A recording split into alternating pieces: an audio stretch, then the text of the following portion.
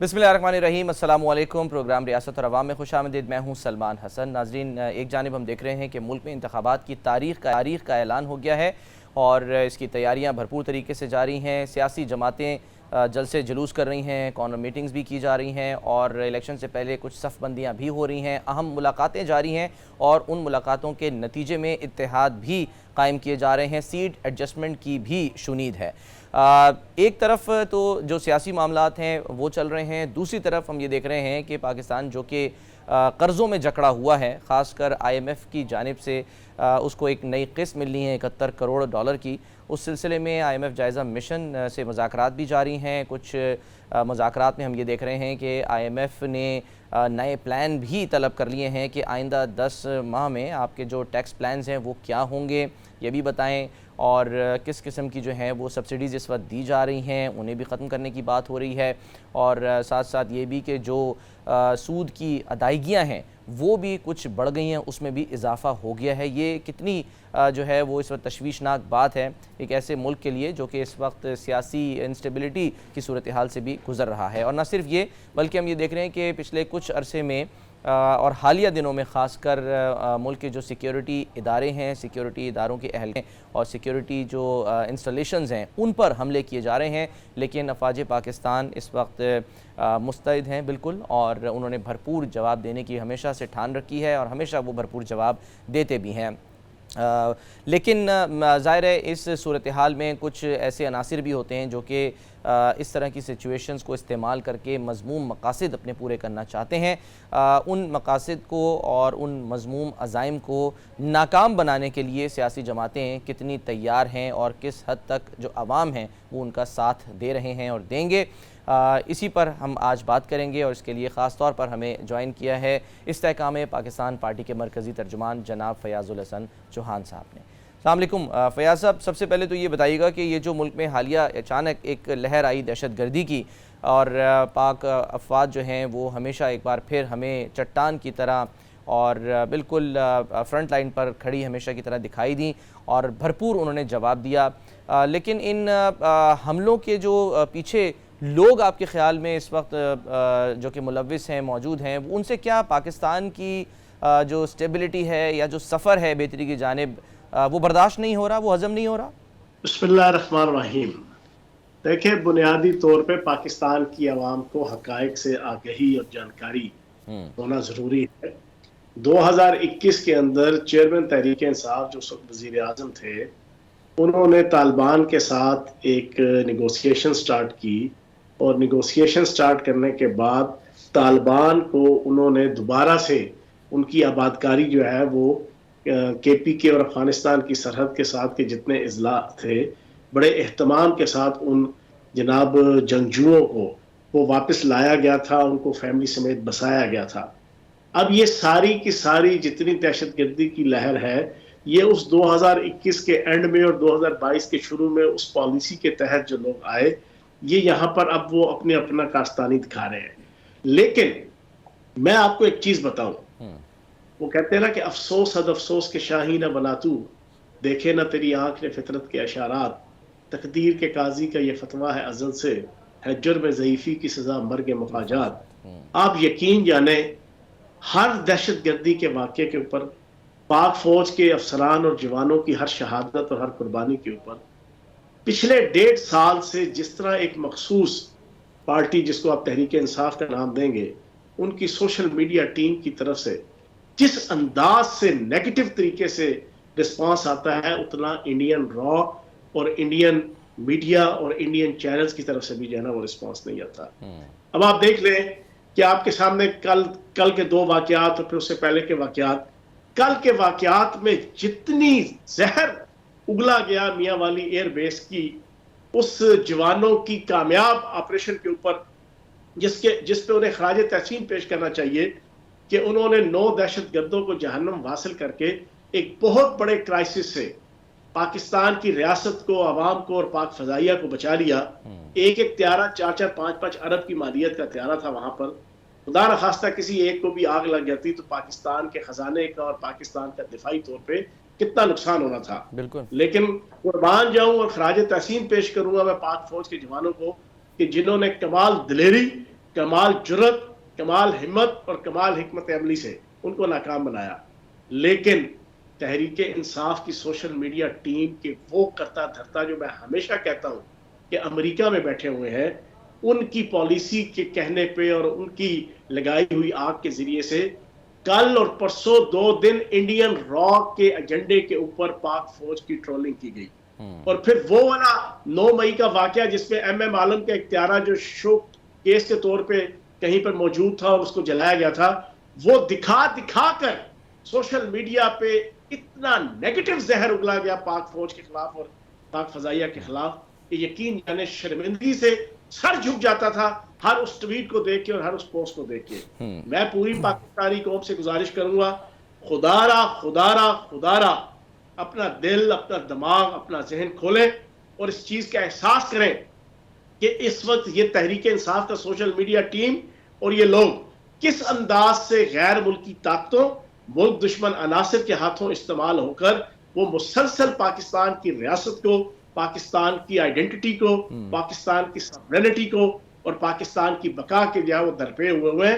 اس کی آگہی پاکستان کی عوام کو ہونی چاہیے اور پاکستان کی عوام کو اس سے سٹیپ بیک کرنا چاہیے ان سارے لوگوں سے. سائبر اسپیس ہے، سوشل میڈیا ہے، تو کہیں نہ کہیں وہ امپیکٹ جو ہے وہ ضرور اس طرح کی حرکتیں جو ہیں وہ ایک عام آدمی کے ذہن پہ ڈالتی ہیں، یہاں تک کہ عام آدمی جو ہے وہ اس بات کو نہ جانے کیوں اس ہم یہ کہہ لیں کہ سازش کو یا اس مفروضے پر مبنی بیانیے کو ماننے پر یا اس کو ایکسیپٹ کرنے پر بھی تیار ہو جاتا ہے کہ جی خدا نہ خواستہ کہ جی یہ سب کچھ اسٹیج کیا گیا ہے یہ سب، اور جو ہے نا وہ اس سے جو ہے انتخابات کو یا انتخابات جو ہیں ان کو سبوتاژ کرنے کی کوشش ہے. حیرت ہوتی ہے اس بات کے اوپر، حالانکہ اب تو تاریخ بھی آ گئی ہے انتخابات کی.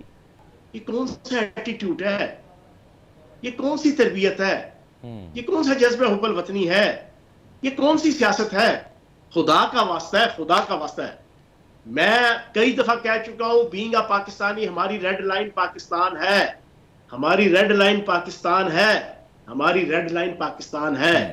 بینگ اے مسلم ہماری ریڈ لائن ناموس رسالت اور ختم نبوت ہے. بینگ اے مسلم ہماری ریڈ لائن صرف اور صرف نبی پاک صلی اللہ علیہ وسلم کی ذات اقدس، ان کی ناموس رسالت اور ختم نبوت ہے. یہ پاکستان کی عوام کو سمجھ جانا چاہیے اور سمجھ چکی ہے پاکستان کی عوام. پچھلے 5-6 ماہ میں پاکستان کی عوام کی کثرت جو ہے وہ اس پورے ایک ڈھکوسلے سے جو سوشل میڈیا کے اوپر چلایا گیا تھا، پاک افواج کے حوالے سے، پاکستان کی باقی سیکورٹی فورسز اور ایجنسیز کے حوالے سے ان کو آگہی ہو چکی ہے. لیکن میں سمجھتا ہوں کہ کمپلیٹ پاکستان کی عوام کو سمجھ آنی چاہیے کہ پاکستان کے خلاف کیا سازش ہو رہی ہے. اچھا فیاض بھائی یہ بتائیے کائنڈلی کہ الیکشن سے پہلے ہم نے دیکھا کہ جیسے یعنی کہ انتخابات کی تاریخ آئی ہے اس کے بعد نا گرفتاریوں کا ایک سلسلہ شروع ہو گیا. اسد کیسر صاحب گرفتار ہو گئے، چلو جی ٹھیک ہے، ان پر جو معاملہ ہے سمجھ میں آتا ہے، لوگ کہہ رہے ہیں کہ جی وہ قانون اپنا راستہ بنا رہا ہے. فواد چودھری صاحب جو ہیں انہوں نے تو پریس کانفرنس بھی کر دی تھی، سب کچھ ہو گیا تھا، لیکن ان کو بھی گرفتار کر لیا گیا. تو کہا گیا کہ کیونکہ ابھی تک انہوں نے شمولیت کا اعلان نہیں کیا ہے ایک خاص جماعت میں، بلکہ یہ کہہ دیجیے آپ ہی کی جماعت میں، اس وجہ سے جو ہے وہ دوبارہ ان کو جو ہے گرفتار کر لیا گیا ہے.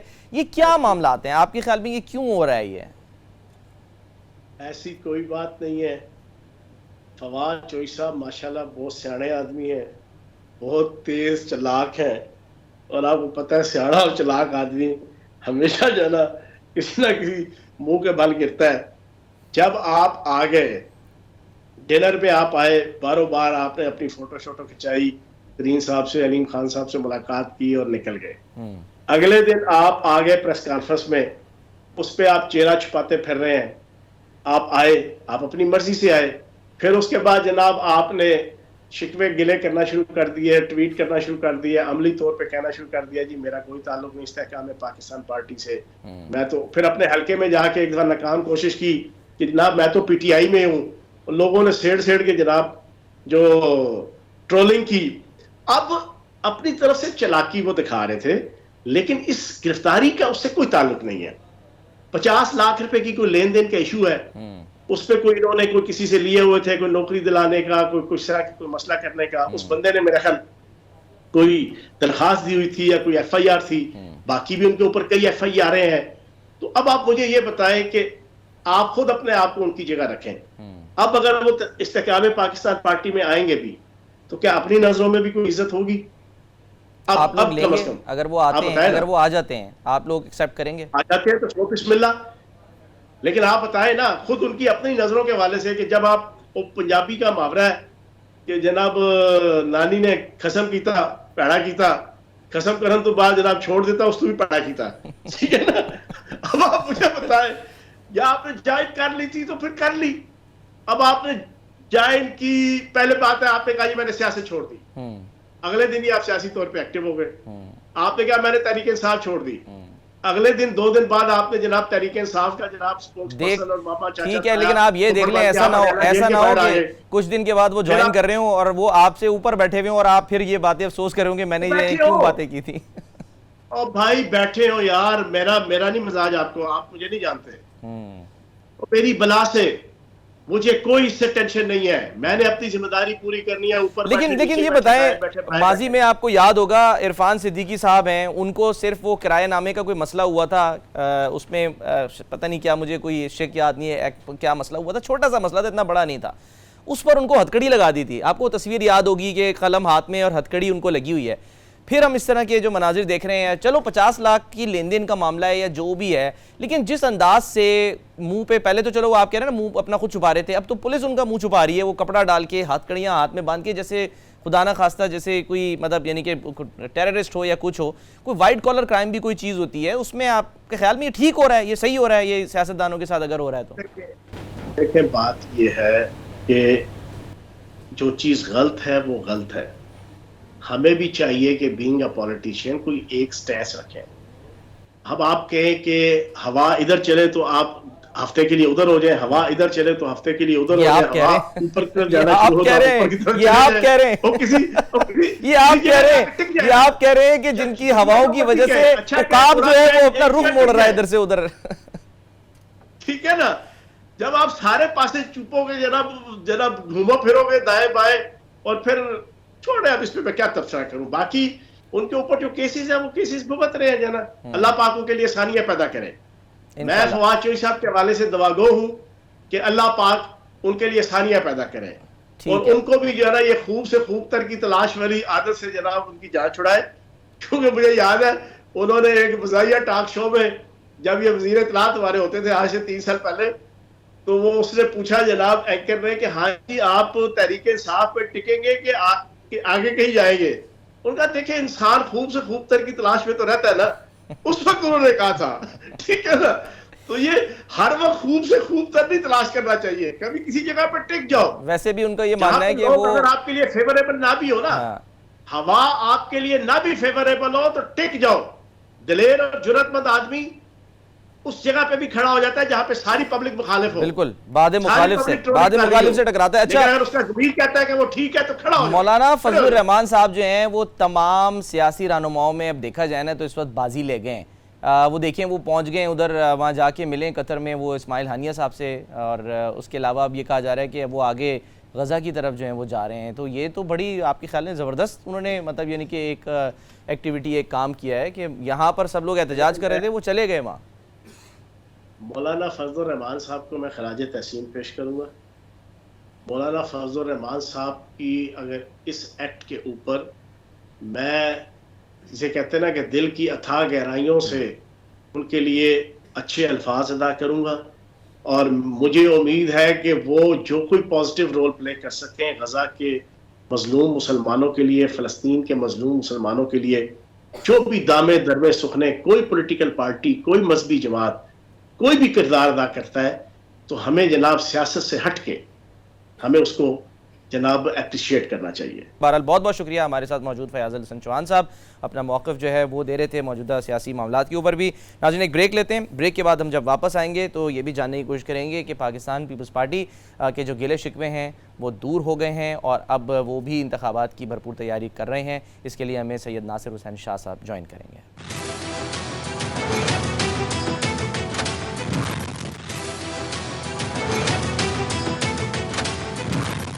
ویلکم بیک جی. پاکستان کی سیاست جو ہے اس وقت اس میں ہم یہ دیکھ رہے ہیں کہ نہ صرف یہ کہ انتخابی جو مہم ہے اس کا باقاعدہ طور پہ سیاسی جماعتوں نے آغاز کر دیا ہے، بلکہ وہ گلے شکوے جو کیے جا رہے تھے الیکشن کی تاریخ نہ آنے کی وجہ سے وہ بھی اب کچھ کم ہو گئے ہیں کیونکہ الیکشن کی تاریخ آ گئی ہے، لیکن الیکشن سے پہلے کس قسم کے سیاسی اتحاد ہو سکتے ہیں اور کیا اب بھی الیکشن کی شفافیت پر کسی قسم کا کوئی سوال جو ملک کی بڑی سیاسی جماعتیں ان کو ہے، اسی پر ہم بات کریں گے۔ اور اس کے لیے ہمیں خاص طور پہ جوائن کیا ہے پاکستان پیپلز پارٹی کے سینئر رہنما جناب سید ناصر حسین شاہ صاحب نے۔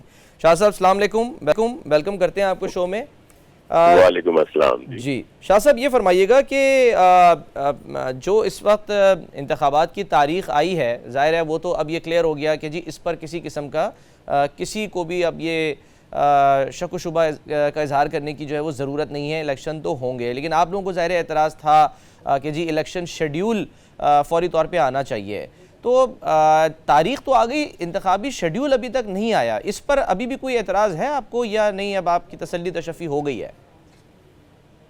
الرحمن الرحیم، اللہم صلی علی محمد وآل محمد۔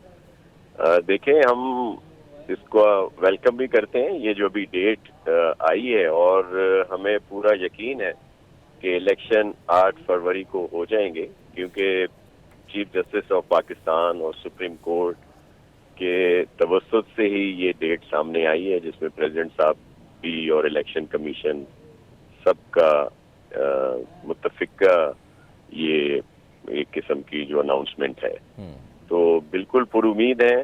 لیکن ہم شروع سے ہی کہتے تھے کہ جتنا جلد وہ الیکشن ہو، اور الیکشن کا شیڈول جو ہے وہ الیکشن کمیشن کو دے دینا چاہیے، وہ بات ہم اب بھی کریں گے کہ ان کو دینا چاہیے، لیکن ہم اس اعلان سے اس حد تک مطمئن ہیں کہ چلیں الیکشن ضرور ہوں گے، اور چلیں 8 فروری کو ہی ہو جائیں، یہ بھی ٹھیک ہے، کوئی اس میں ابہام نہیں ہے۔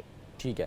اور شاہ صاحب جو لیول پلینگ فیلڈ کی آپ لوگ بات کر رہے تھے، جو اس وقت حالات ہیں ملک کے، جس طرح سے گرفتاریاں بھی ہو رہی ہیں، آپ کو لگ رہا ہے کہ لیول پلینگ فیلڈ اب بھی کچھ سیاسی جماعتوں کو نہیں مل رہی؟ دیکھیں، چیئرمین بلاول بھٹو زرداری صاحب نے جو لیول پلینگ فیلڈ کی بات کی تھی، وہ سب پارٹیز کے لیے کہی تھی، جس کا غلط مطلب اس وقت لے لیا گیا کہ پیپلز پارٹی کوئی اپنے لیے کوئی مراد چاہتی ہے، کوئی لیول پلینگ فیلڈ کی بات کر رہی ہے۔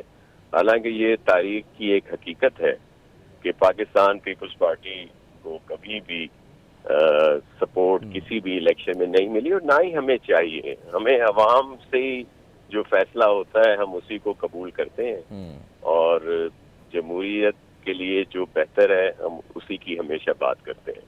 تو لیول پلینگ فیلڈ چیئرمین صاحب نے سب کے لیے کہی تھی، اور ظاہر ہے کچھ گرفتاریاں، کچھ اس طرح کے ایشوز ہیں جن پہ ایف اینڈ بٹس آتے ہیں، اور کچھ گرفتاریاں بالکل صحیح ہیں کہ جنہوں نے وہ سوچ، وہ ذہن سازی کی، انتہا پسندی کی، بدتمیزی کی، دہشت گردی کی، جن کی وجہ سے 9 مئی کا واقعہ بھی ہوا، اور بھی بہت ساری چیزیں سامنے آئیں، تو جو قانونی طور پر کیسز کو فیس کر رہے ہیں، ان کو تو جو بھی قانون یا عدالتیں جو بھی سزا ملتی ہے یا ان کو بری کر دیا جاتا ہے تو وہ اس پہ منحصر ہے۔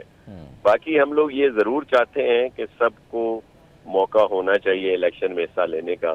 اگر ہم یہ بات کرتے ہیں کہ جی پی ٹی آئی کو بھی پابندی نہیں ہو، وہ حصہ لے، تو پھر میڈیا پہ باتیں آتی ہیں کہ جی پیپلز پارٹی اور پی ٹی آئی کا کوئی اتحاد کے امکانات ہیں۔ ایسا بالکل نہیں ہے، ہمارا کوئی اتحاد کا پی ٹی آئی کے ساتھ یہ ناممکنات میں سے ہے، اور ہمارا کوئی چیف جسٹس نے بھی عدالت میں ہی کہا تھا کہ کل کو جو ہے نا وہ اس بات پر سرخی نہ لگ جائے کہ آپ لوگ جو ہے وہ ایک پیج پر آ گئے۔ دیکھیں، یہ اب وہ الیکشن اگر پی ٹی آئی چاہتی ہے، اور ہم بھی شروع سے کہہ رہے ہیں، اگر اس کو ایک پیج پہ کہنا اور آپس میں اتحاد کہتے ہیں تو چلیں الیکشن کی بات پہ ہمارا اتحاد کہہ لیں، لیکن الیکشن کرانے کی بات پر الیکشن کا اتحاد نہیں ہے، اور نہ ہی ہمارا کوئی آئندہ بھی ان کے ساتھ اتحاد ہوگا۔ دیکھیں، جو دیگر پی ڈی ایم کی پارٹیز تھیں یا جو الائنس پہلے رہا ہے گورنمنٹ کا، ان کا اتحاد تو ہو سکتا ہے، لیکن الیکشن کے بعد بھی پی ٹی آئی سے ہمارا کوئی اتحاد جو ہے وہ ممکن نہیں ہے، الیکشن میں تو بالکل بھی نہیں ہوگا۔ اچھا، کیٹیگوریکلی آپ جو ہے وہ کر رہے ہیں، اور آپ کا تعلق جس جماعت سے ہے اس کے جو ظاہر چیئرمین کو چیئرمین ہیں وہ تو یہ کہتے ہیں کہ جی مفاہمت اور اس کے دروازے ہمیشہ کھلے رہتے ہیں بات چیت کے. جی بالکل، میں نے جیسے کہا کہ اب بھی اگر ہماری اس وقت جو پولیٹیکل جو بھی سلسلہ چل رہا ہے، آپ کے علم میں ہے کہ ہمارے اوپر تو cases P M L N کی گورنمنٹ میں بنے زیادہ اور پھر پی ٹی آئی میں بھی، لیکن اگر ملک کی بہتری کے لیے بات ہوئی تو میثاق جمہوریت اور پی ایم ایل این کے ساتھ تو ہم بیٹھے. اب بھی جب الیکشن کے بعد، الیکشن میں ان کے ساتھ بھی ہمارا کوئی انتخابی اتحاد نہیں، لیکن الیکشن کے بعد کے سینیارو میں ہمارا اتحاد ممکن ہو سکتا ہے ملک کے وسیع تر مفاد کے لیے. حالانکہ لوگ کہتے ہیں کہ جی آپ اب ساتھ تھے، اب ایک دوسرے کے خلاف بیان دے رہے ہیں اور باتیں کر رہے ہیں الیکشن کی. تو آپ کو یاد ہوگا جب ہم حکومت میں بھی تھے تو آزاد کشمیر میں ہم نے ایک دوسرے کے خلاف الیکشن لڑا اور وہ ہم اب بھی لڑیں گے.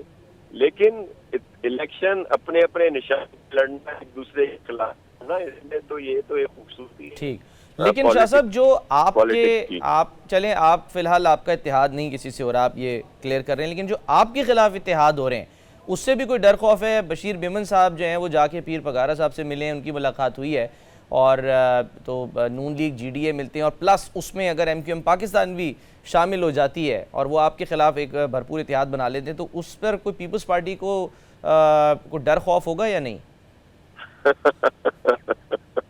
دیکھیں، یہ اتحاد کوئی نئے نہیں ہے، اور بشیر میمن صاحب ذاتی طور پر میرے لیے محترم ہے، لیکن سیاسی طور پر وہ نووارد ہیں. اور دوسری بات یہ ہے کہ یہ ہمیشہ اس طرح کے اتحاد جو ہیں پاکستان پیپلز پارٹی کے خلاف ہمیشہ بنتے آئے ہیں اور بنتے رہیں گے اور بنتے رہتے ہیں.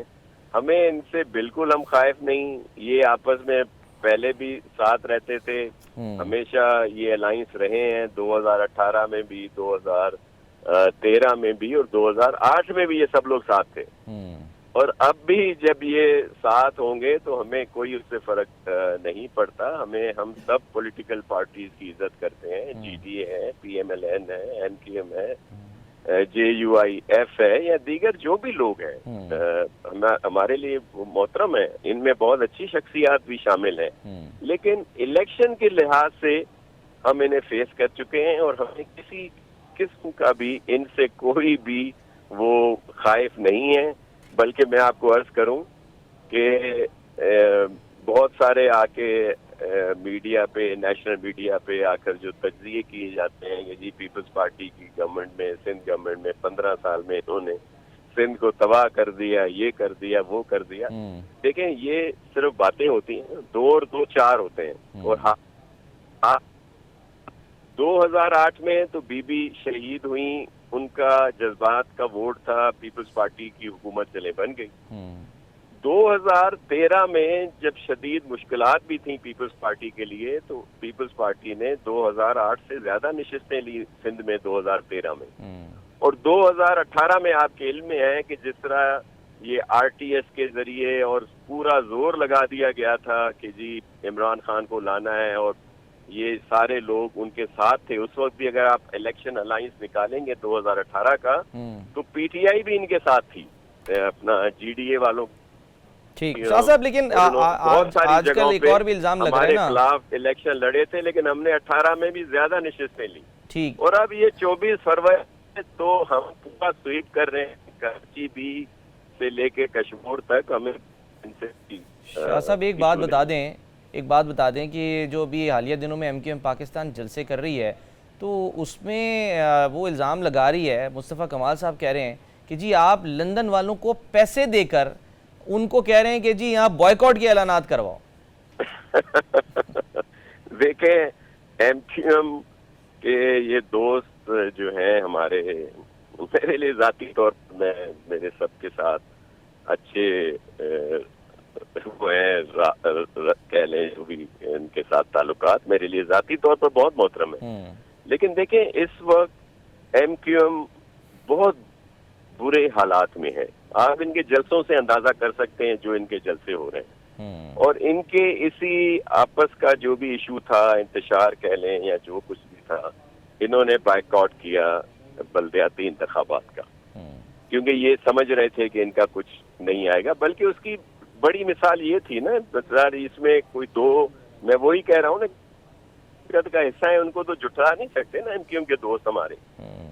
الیکشن ہوئے، جو ان کی سیٹیں تھیں وہاں پہ جب یہ سارا سلسلہ چل رہا تھا تو وہ انہوں نے بری طرح ہاری ہیں. لوگ ان کے لیے ووٹ پہ نکلے ہی نہیں. کیا اس وقت ہم نے لوگوں کو کہہ رہے تھے کہ بائیکاٹ میں جائیں یا کیا تھا؟ لوگ ان سے، میں کیا نہیں کہنا چاہتا، ابھی انتخابات دور ہیں اور ہمارے ابھی سب کے ساتھ بات چیت بھی چل رہی ہے، لیکن یہ اس چیز کا شکار ہے. جس طرح پی ٹی آئی ہے وہ جس طرح تتر بتر ہوئی ہے، یا جس طرح آپ نے دیکھا کہ آر ٹی ایس کے ذریعے ان کو جتا دیا گیا تھا. بعد کے جو بائی الیکشن ہوئے ہیں، فیصل واڈا صاحب کا الیکشن یاد ہوگا آپ کو کہ وہ بہت کتنے ووٹ لے کے کامیاب ہوئے تھے. جب خان صاحب کی حکومت میں ہی بائی الیکشن ہوا، 6 نمبر پہ پی ٹی آئی آئی. شاہ صاحب بہت بہت شکریہ. سید ناصر حسین شاہ صاحب ہمارے ساتھ موجود اور پیپلز پارٹی کا موقف دے رہے تھے. ایک بریک لیں گے ناظرین، اور بریک کے بعد جب ہم واپس آئیں گے تو ملک کی معیشت سے متعلق بات کریں گے.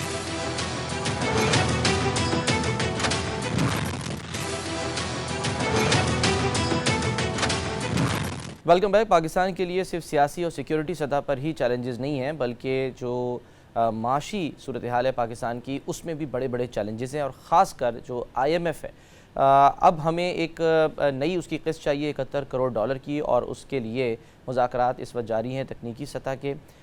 ان مذاکرات میں پاکستان کی طرف سے جو پچھلے اقدامات ہیں اس کی بھی رپورٹ پیش کی جا رہی ہے، اور آئی ایم ایف کی طرف سے بھی اب کچھ نئے مطالبات بھی سامنے آ رہے ہیں. تو اسی پر ہم بات کریں گے. ہمیں خاص طور پہ اس کے لیے جوائن کیا ہے معاشی امور کے ماہر ہیں ڈاکٹر اکرام الحق صاحب.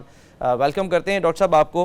ڈاکٹر صاحب ظاہر ہے رپورٹ پیش ہو رہی ہے، لیکن ہمیں اب یہ بھی کچھ اطلاعات آ رہی ہیں، خبریں آ رہی ہیں کہ جی مطالبات سامنے آ رہے ہیں آئی ایم ایف کی طرف سے کہ جی آپ ٹیکس نیٹ میں بہتری لے کر آئیں، اگلے 10 مہینے کا جو ٹیکس پلان ہے آپ وہ پیش کریں. اس کے علاوہ یہ بھی وعدہ کریں کہ جی کوئی جو ایمنسٹی اسکیم ہے وہ نہیں لائی جائے گی. پھر جو سفید ہاتھی ہیں اس وقت پاکستان کے جو بڑے ادارے ہیں ان سے بھی چھٹکارا حاصل کیا جائے، اور ظاہر ہے اس کے لیے ہم وہ سن رہے ہیں پرائیویٹائزیشن جو ہے اس کی بات ہو رہی ہے. سر کتنا اس وقت یہ بڑا چیلنج ہے پاکستان کے لیے؟ جی شکریہ. یہ کافی مشکل حالات ہیں، کیونکہ یہ کہا گیا ہے فیڈرل بورڈ آف ریونیو کی طرف سے کہ چونکہ امپورٹس کے اوپر قدغن ہے اور ہماری جو والیوم ہے وہ بہت کم ہے، اس لیے یہ جو 9.7 کا ہدف رکھا گیا ہے ٹریلین کا، یہ اس میں کچھ مشکلات ہو سکتی ہیں. مگر آئی ایم ایف سے پہلے ہی ہمارے جو نگران وزیر خزانہ ہے وہ فرما چکی ہیں کہ آپ اس کو ڈبل کریں. اب ظاہر ہے اس سے ذرا متضاد سگنل جاتے ہیں، کیونکہ ٹیکس کی بیس اس لحاظ سے تو بہت ابھی تک جو ہے وہ غیر تسلی بخش ہے کہ ہمارے جو فائلرز ہیں وہ بہت کم ہے. اگرچہ ہم 130 ملین لوگوں سے ایڈوانس ٹیکس تو لے لیتے ہیں، مگر ان میں سے صرف 2% نے یہ جو 30 اکتوبر تک تھا ریٹرنز فائل کی ہیں. تو یہ ایک ہمیں بڑا چیلنج ہے ریسورس موبلائزیشنز کی سطح کے اوپر. پھر دوسری طرف ہمارا بہت جو انٹرسٹ پیمنٹ ہے وہ 7.3 رکھی تھی بجٹ میں، وہ بھی 8.5 ٹریلین ہونے کا خطرہ ہے. تو اس میں اتنا گیپ آئے گا، اس کو بھی تو ظاہر ہے پھر ریونیو بڑھانے سے میٹ کیا جائے گا، کیونکہ اس کے لیے تو کوئی اور اخراجات کم کرنے کی پوزیشن میں نہیں ہے. سر ریونیو کیسے بڑھایا جائے گا پھر اس سلسلے میں؟ ہم کیا دیکھیں گے؟ کوئی نئے ٹیکسز لگائے جائیں گے، پیٹرول کی قیمتیں بڑھائی جائیں گی، بجلی کی جو قیمت ہے وہ پہلے ہی بڑھا دی گئی تھی، اور اس پہ جو پیٹرول کے اوپر پی ڈی ایل ہے اس کو بھی اس کو بڑھا دیا گیا تھا. تو اور مزید کیا آپ کے خیال میں ٹیکسز لگ سکتے ہیں سر؟ جی میرا خیال ہے کہ نئے ٹیکسز تو شاید نہیں لگے گی، کیونکہ 60 روپے جو آپ نے فرمایا پیٹرولیم لیوی آلریڈی پیٹرول پہ تو لگا ہوا ہے، ڈیزل پہ ابھی 50 ہے، اس کو بھی 10 اور بڑھا لیں گے. مگر اس سے کہیں زیادہ میرے خیال میں ایڈمنسٹریٹو میئرز کی طرف آئی ایم ایف کا اشارہ ہے کہ آپ وہ گیپ فل کریں جو فائلرز اور نان فائلرز کے درمیان ہے، اور وہاں سے ریونیو جنریٹ کریں. اور یہ کتنا سر یہ تو لیندھی پروسیس نہیں ہے؟ ظاہر سی بات ہے، کیونکہ ہم اتنے پچھلے ایک سال میں بھی دیکھیں تو اتنا کوئی بہت زیادہ ڈیفرنس تو نہیں لے کر آ پائے کہ ہم نے کوئی فائلرز کی تعداد میں بہت بڑا اضافہ کر لیا ہو. تو یہ تو ایک لانگ ٹرم پروسیس ہے. صحیح فرمایا آپ نے. اس پہ میرا خیال ہے چونکہ یہ مارچ میں ختم ہو جائے گا اسٹینڈ بائی، تو اس کے اوپر کچھ مشکلات جو ہیں وہ تھوڑا سا اگر نہیں بھی پورا ہوگا بجٹ تو اس کے بارے میں میرے خیال میں انڈرسٹینڈنگ آلریڈی ہے. لیکن اس سے ذرا زیادہ مشکل بات یہ بھی ہے کہ 6.5 ٹریلین جو باہر سے ہم نے ڈالر، کیونکہ وہ تو ڈالر ٹرم میں ہے، جس کے لیے فائنینسنگ آنی تھی، وہ بھی اب چونکہ مڈل ایسٹ میں ایک جنگ کی سی صورتحال ہے تو اس کی وجہ سے بھی پریشانی ہے کہ وہ ہم کہاں سے ریز کریں گے۔ اچھا سر، ایک اور بھی بات کہ اس وقت جو انٹرسٹ ریٹ ہے وہ بھی تقریباً 22% پہ ہے، اور آپ کو یاد ہوگا جب کووڈ تھا اس سے پہلے پری کووڈ 6% تھا جہاں تک مجھے یاد ہے۔ اس وقت تو یہ کہا گیا کہ جی کووڈ ہے، دنیا بھر میں ریٹ جو ہیں وہ بڑھ رہے ہیں، جہاں زیرو تھا اس کو بھی جو ہے وہاں پر انٹرسٹ ریٹ بڑھا دیا گیا تو ہم بھی مجبور تھے۔ سر کووڈ تو گزرے ہوئے اب زمانہ ہو گیا نا، اب تو حالات نارمل ہو گئے، تو وہ اب اس کا بہانہ جو ہے وہ ہم کب تک فیس کر سکتے ہیں؟ مطلب اس کو گزرے ہوئے بھی اب کئی سال ہو چکے ہیں، اس کی کیا وجوہات ہیں؟ آپ کو لگ رہا ہے کہ آنے والے دنوں میں کوئی انٹرسٹ ریٹ جو ہے اس کو بھی کم کیا جا سکتا ہے یا کیا جانا چاہیے؟ جی میرا خیال ہے کہ بہانہ تو بالکل بھی نہیں ہے آپ، لیکن مسئلہ بھی یہ ہے کہ حکومت بہت زیادہ نوٹ پرنٹ کر رہی ہے۔ جو پچھلا بجٹ بنا کر گئی تھی پی ڈی ایم کی گورنمنٹ، اس میں گیپ اتنا زیادہ تھا، سب کو پتا تھا، اور پھر جیسے میں عرض کر رہا تھا کہ جو ہماری ڈیٹ سروسنگ ہے وہ 7.3 ٹریلین کی ہم نے بجٹ کیا اور وہ 8.5 پہ جانے والی ہیں۔ اب یہ جو اس وقت ہم مہنگائی دیکھ رہے ہیں یہ تو زیادہ اس وجہ سے ہے کہ حکومت خود جو ہے وہ بہت زیادہ جو نوٹ ان سرکولیشن، جسے منی ان سرکولیشن ہم کہتے ہیں، اس کی طرف جا رہی ہے اور اس سے مہنگائی ہو رہی ہے۔ جب اس حالات میں ہو تو پھر تو کبھی بھی آئی ایم ایف ہمیں اجازت نہیں دے گا کہ ہم اپنا جو مارک اپ جو اس وقت ڈسکاؤنٹ ریٹ ہے، یہ پالیسی ریٹ ہے اسٹیٹ بینک کا، اس کو کم کرے۔ بلکہ آپ نے دیکھا کہ اس ہفتے ہم نے دیکھا کہ پھر جو سینسٹیو انڈیکس تھا اس میں عام کھانے پینے کی چیزوں میں جو ویکلی اور منتھلی تھی وہ بڑا، لوگوں کے لیے بہت مشکل ہے کہ وہ اس مہنگائی کا سامنا کر سکے جب آمدنی بھی نہیں بڑھ رہی۔ تو مجھے آنے والے دنوں میں کچھ ایسا نظر نہیں آتا کہ ہمارا ڈسکاؤنٹ ریٹ کم ہوگا۔ ٹھیک، اور سر لیکن یہ بتائیں کہ ڈالر کا جو ریٹ ہے وہ ہم دیکھ رہے تھے کہ ایک دم ڈراسٹیکلی جو ہے وہ نیچے آیا، پھر پچھلے کچھ دنوں سے جو ہے وہ ہم دیکھ رہے ہیں کہ واپس ڈالر جو ہے وہ بڑھا ہے۔ اب اگر ہم ظاہر ہے ایکسپورٹر سے پوچھیں گے سر تو وہ تو بڑا خوش ہوگا، امپورٹر سے پوچھیں گے تو وہ ظاہر ہے پھر روتا ہے کہ یہ کیا ہو رہا ہے۔ اگر یہ آئی ایم ایف کا جو ایک نئی قسط ہمیں مل جاتی ہے تو اس سے بھی آپ کو لگتا ہے کہ اسٹیبلٹی آئے گی، ڈالر کا ریٹ کم ہو سکتا ہے؟ جی میرا خیال ہے کہ حکومت نے ایک مائنڈ جو ہے وہ آئی ایم ایف کو دے دیا ہے کہ یہ جو کریکشن ہوئی ہے، پہلے کچھ ایڈمنسٹریٹو میئرز ہوئے جس کی وجہ سے وہ نیچے آیا، اور پھر کہیں جا کر یہ 270 تو بھی نہیں بلکہ میں کہوں گا 280 کے قریب شاید یہ طے پائے گا کہ اتنی ڈی ویلیویشن تو پاکستان کو ذہنی طور پر مان ہی لی ہے۔ تو اس کو اب آفیشیل ہی سمجھنا چاہیے، اور صرف وہ 70 ملین ڈالر آنے سے تو کام نہیں ٹھیک ہوگا۔ ڈالر کے لیے تو جب تک فنڈامنٹلز ٹھیک نہیں ہوں گے، ہماری جو دو بہت اہم ہیں اس کے ذرائع، ایک ہماری انورڈ ریمیٹنسز ہے وہ نہیں امپروو ہو رہی اور ایکسپورٹس بھی گر رہی ہیں، جب تک یہ دونوں بہتر نہیں ہوں گی تو ڈالر تو اسی طرح سے ہمیں مشکل کا شکار رہیں گے۔ ٹھیک ہے سر، بہت بہت شکریہ ڈاکٹر اکرام الحق صاحب، موجود معاشی امور کے ماہر، اور اگر ایک جملے میں اس کو ہم منتج کریں تو یہ کہہ سکتے ہیں کہ جی ایک قرض کا دریا ہے اور ڈوب کے جانا ہے۔ اپنا بہت خیال رکھیے، اللہ حافظ۔